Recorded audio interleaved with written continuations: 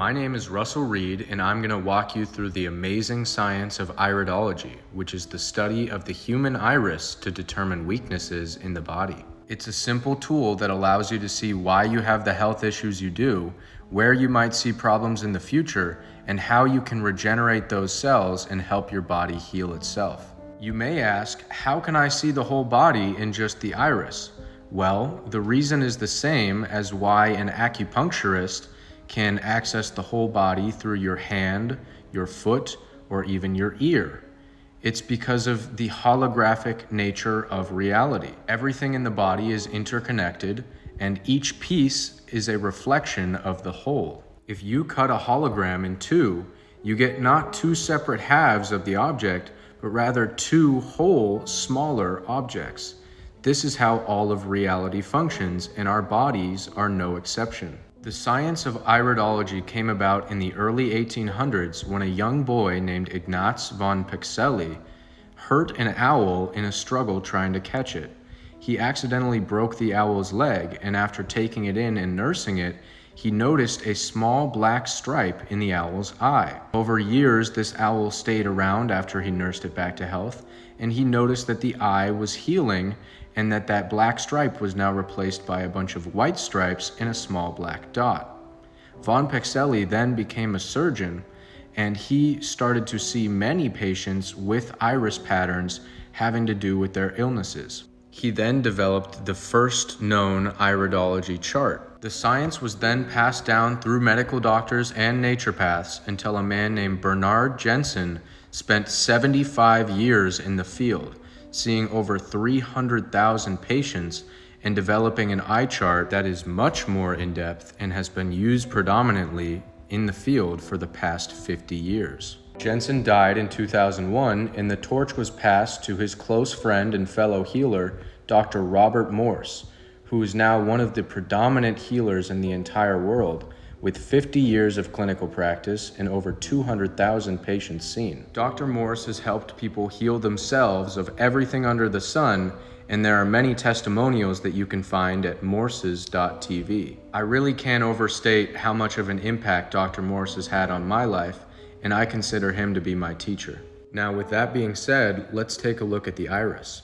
So this is a blue iris, and in reality, you only have blue and brown eyes. Anything that is green or hazel is actually just an eye that has chronic lymphatic stagnation. And as you can see here, there's the very dark oranges and yellows, and you can actually see a little bit of blue in places like right here. You can see some blue, and the reason why an eye looks green or hazel is because of these orange and yellow colors mixing with blue, and blue and yellow combines to create green. As you can see here in the center, you have the pupil, and going out from the center in all directions are these iris fibers. It's like the spokes of the wheel, and you can divide the eye up into 12 sections. All of these different sections are showing you the different organs and glands of the body. You also have 7 layers from the pupil to the outside of the iris. The stomach, intestines, heart, bronchi, pancreas, adrenal, pituitary, pineal, so some of your major glands, prostate, uterus, and skeleton. You've got the brain, lung, liver, spleen, kidneys, thyroid, so some more glands, and the kidneys are the main filter of the waste from the system. Your muscles, motor nerves, lymphatic, and circulatory. Skin and your sensory nerves. So just like your skin wraps around the outside of your body, your skin layer wraps around the outside of the iris. As I said earlier, you can see these fibers going out from the eye, from the center of the pupil. Those are how you determine the constitution of your eye. So if you look at these are very strong fibers. They're very straight. You don't see any patterns. Same on this brown eye over here. And this person would have an easy time healing. Now, this is a medium constitution in a blue eye, and this is a medium constitution in a brown eye. You can see that there are more wavy fibers. And then this is a very weak blue eye, and this is a very weak brown eye. And you see here all this kind of green and yellow in there. That's all lymph. That is all lymphatic constipation or stagnation. Basically just your sewer system is clogged up. You see this brown ring right around the pupil, that's malabsorption. So you're not getting your nutrients. And you can see in there, you can see the blue. And so if this person cleaned their lymph system, they would have baby blue eyes. And then over here, same thing, it's brown, so you don't get to see as much color, but you see all these wavy fibers and lots of holes in the fibers. Those are all weaknesses. So things to look out for are malabsorption, which is this brown ring right around the pupil. This skin ring is right around the outside of the iris and indicates that your skin is having problems getting rid of toxins through sweating. This violet hue right here, and you can see it up here, these indicate poor circulation.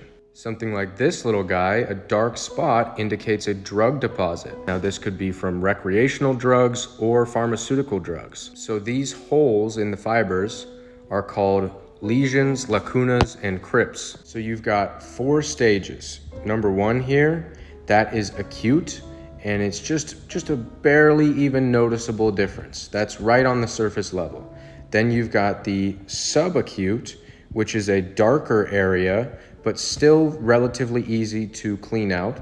Then you've got 3, which is much darker, and this is chronic. This is deep down in the tissue, and you can see it deep in the iris fibers.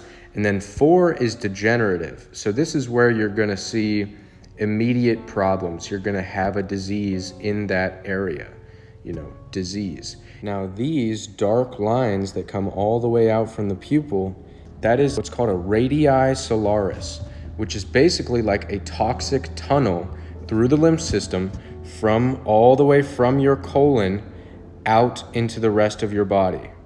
So if these are up into the brain, that can be very negative for you because that's acid waste from your colon impacting your brain tissue. These rings around the eye, these are nerve rings, and basically this is just your nervous system being stressed. This can be caused by stress in your life, a traumatic situation, or just your adrenal glands not functioning. This is what's called a lymphatic rosary. That white is lymphatic stagnation in the lymph nodes. Another big one is sulfur accumulation, this dark orange. This is sulfur, and it's very, very hard to get out of you. There are no known quick fixes for this. You just have to go deep in detox, and eventually it'll start coming out. But this can be from, most antibiotics are sulfur drugs. There are a lot of pharmaceutical sulfur drugs, and that is the main way that we get sulfur accumulations in our body, and it causes a lot of problems. It kind of stops everything up. It stops lymph from flowing. And so sulfur is something you definitely want to get out. This white rim right here is cholesterol. And this is your body's way of combating acidosis. It pulls out lipids, and those lipids then can neutralize the acid.